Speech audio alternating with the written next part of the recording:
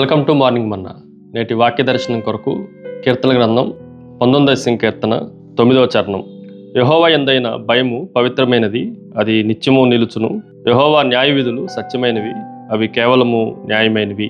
మరొకసారి కీర్తన గ్రంథంలో నుండి దేవుని వాక్యంలో మన ఆధ్యాత్మిక జీవితానికి, అనుదిన జీవితానికి కావలసిన ప్రమాణాలు, దేవుడు మనకు అనుగ్రహిస్తున్న వాగ్దానాలను మనం స్వతంత్రించుకునటానికి 4 ప్రాముఖ్యమైన విషయాలను మనం గ్రహించాలి.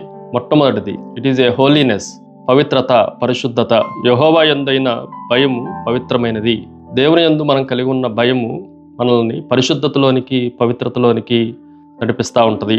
భయము అనేది దైవికంగా మన హృదయాల్లో జన్మించాలి. అది పరిశుద్ధులుగా ఈ లోకంలో నివసించడానికి మనల్ని ప్రేరేపిస్తుంది, నడిపిస్తుంది అన్న సత్యాన్ని మనం గ్రహించాలి. ప్రభు పట్ల భయము అంటే లోతైన భక్తి అని దాని అర్థం. భయము అన్ని సందర్భాల్లో మనల్ని పాపము నుండి, అపవిత్రత నుండి, లోకము నుండి దూరంగా వేరుగా ఉండటానికి ప్రయత్నం చేసే వాహనం లాంటిది. మన ఆలోచనలో, మన మాటల్లో, మన క్రియల్లో, మన తలంపుల్లో పవిత్రతను కొనసాగించాలి అనంటే దేవుని పట్ల భయం కలిగి ఉండాలి అన్న సత్యాన్ని మనం గ్రహించాలి. రెండో విషయాన్ని మీకు జ్ఞాపకం చేస్తాను. ఇట్ ఈజ్ ఏ హానర్, గౌరవము. యెహోవా యందైన భయము పవిత్రమైనది. కొన్నిసార్లు ఈ భయము ఏదో అపాయం జరిగిద్దని, ప్రమాదం జరిగిద్దనే భయం కాదు, కానీ దేవుని పట్ల గౌరవప్రదమైన భయానికి ఇది సూచనగా ఉంది. ఇంగ్లీష్లో రెవరెన్స్ అని అంటాం. భక్తితో కూడిన, శ్రద్ధాభక్తులతో, గౌరవంతో కూడిన భయము. ఈ భయము మనల్ని దేవుని ఎడల, మనుషుల ఎడల దేవుణ్ణి గౌరవపరిచే విధంగా మనల్ని మనం ఉన్నతమైన స్థానాలకి, స్థితికి తీసుకెళ్లే భయంగా ఈ భయాన్ని బైబిల్లో వ్యక్తీకరించడం జరుగుతూ ఉంది.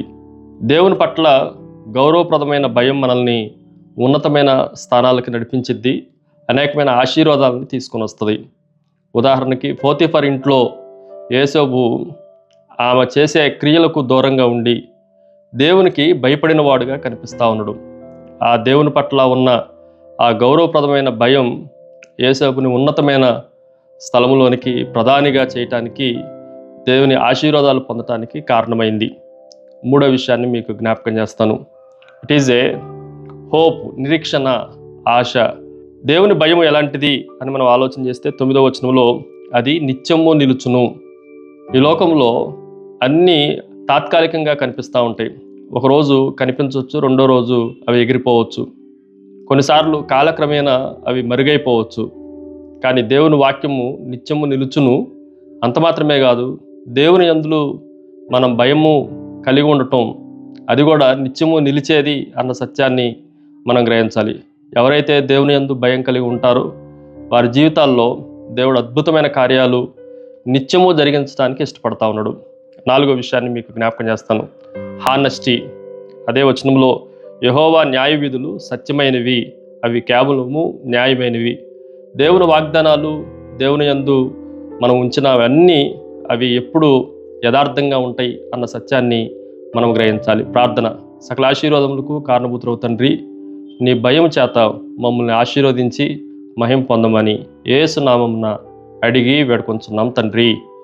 ఆమెన్. God bless you.